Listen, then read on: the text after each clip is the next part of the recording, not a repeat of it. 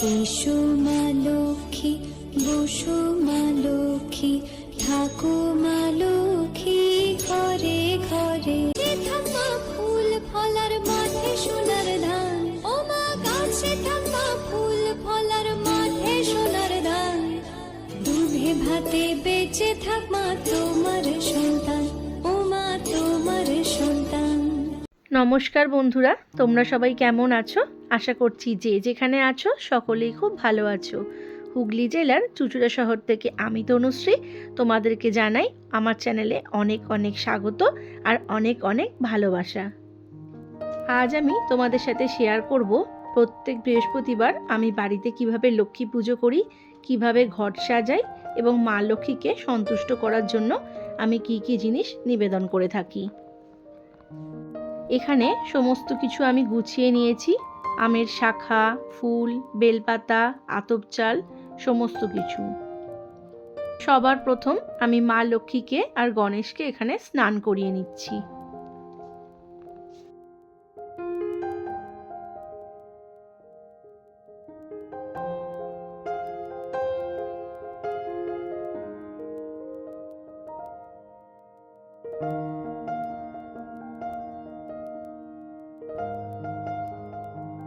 স্নান করিয়ে পোশাক পরিয়ে রেডি করে সিংহাসনে বসিয়ে দিয়েছি।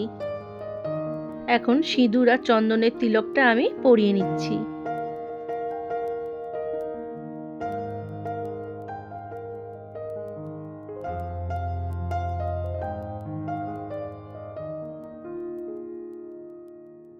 এখন দূর্বা নিয়ে ওম গাং গণেশায় নমঃ এই মন্ত্রটি বলে গণেশজিকে এই দূর্বাটি অর্পণ করছি। এখানে আমি 11টি দূর্বা দিয়েছি। এইবার মা লক্ষ্মীর কিছু পছন্দের জিনিস আমি মা লক্ষ্মীর পাশে রেখে দেব, তাতে মা লক্ষ্মী ভীষণই প্রসন্ন হন। মা লক্ষ্মীর দুই পাশে মা লক্ষ্মীর বাহন প্যাঁচাকে আমি রেখে দিচ্ছি।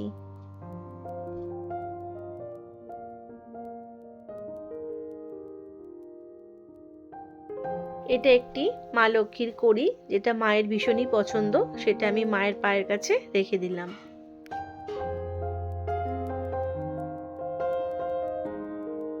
এখন মাকে শাখা পলা পরিয়ে দিচ্ছি। তোমরাও প্রতি বৃহস্পতিবার মা লক্ষ্মীকে এগুলো অর্পণ করতে পারো। এখন মায়ের সামনে একটি জলপূর্ণ জল শাক আমি রেখে দিচ্ছি।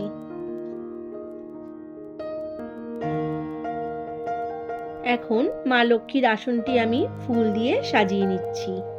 আমার মা লক্ষ্মীর সিংহাসনটি ভীষণই ছোট।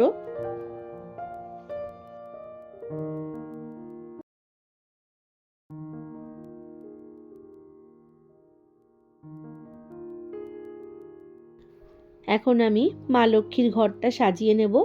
প্রথমে মা লক্ষ্মীর ঘটে একটি স্বস্তিক চিহ্ন এঁকে নিচ্ছি।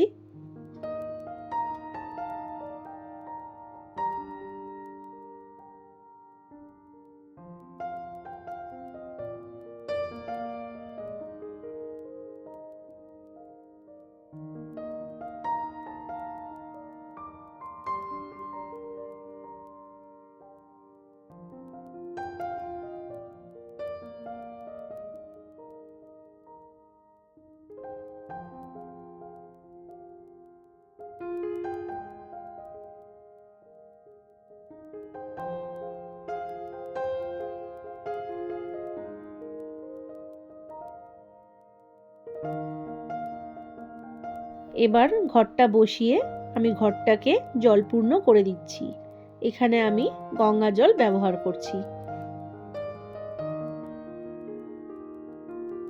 ঘটের মধ্যে দিয়ে দিচ্ছি সামান্য একটু আতপ চাল, একটি সুপারি আর দিয়ে দিচ্ছি 1 টাকার একটা কয়েন। আমি একটা আমের পল্লব নিয়ে নিয়েছি, এর উপর এখন সিঁদুরের ফোঁটা দিয়ে দিচ্ছি। এখানে আমি 7খানা আমের পাতা রয়েছে সেরকম একটা পল্লব নিয়েছি। 5টাও নেওয়া যেতে পারে, আবার 9টাও নেওয়া যেতে পারে।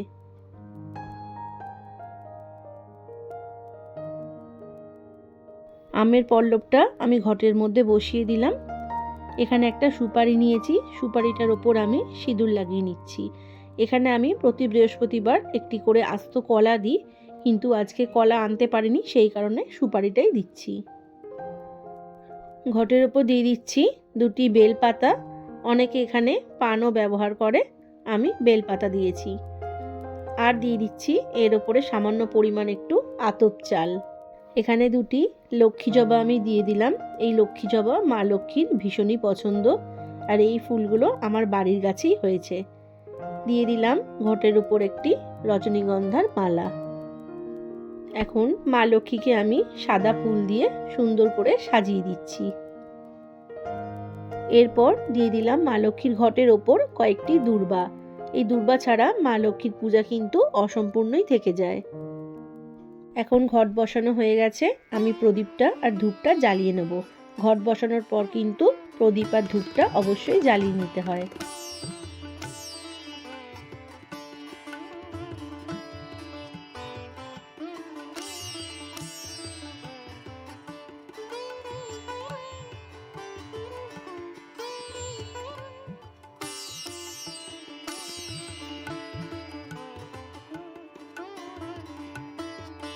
মা লক্ষ্মীর সাজগোজ পুরোপুরি হয়ে গেছে। এবার আমি মা লক্ষ্মীকে আয়না দর্শন করিয়ে নিচ্ছি।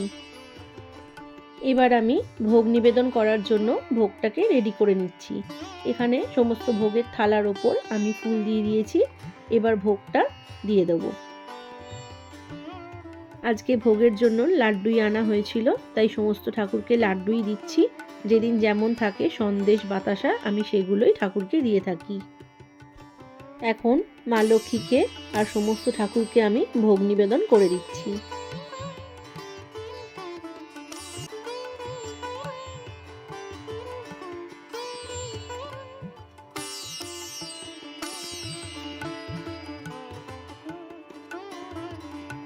এখানে আমি প্রত্যেক বৃহস্পতিবার মা লক্ষ্মীকে একটি পান আর সুপারি নিবেদন করে থাকি। এটি আমি ঘটের ওপর দিয়ে দেব। এতে মা লক্ষ্মী ভীষণই সন্তুষ্ট হন। এইদিকে আমি সমস্ত ঠাকুরকে ভোগ নিবেদন করে দিয়েছি। এবার আমি আরতিটা করে নেব।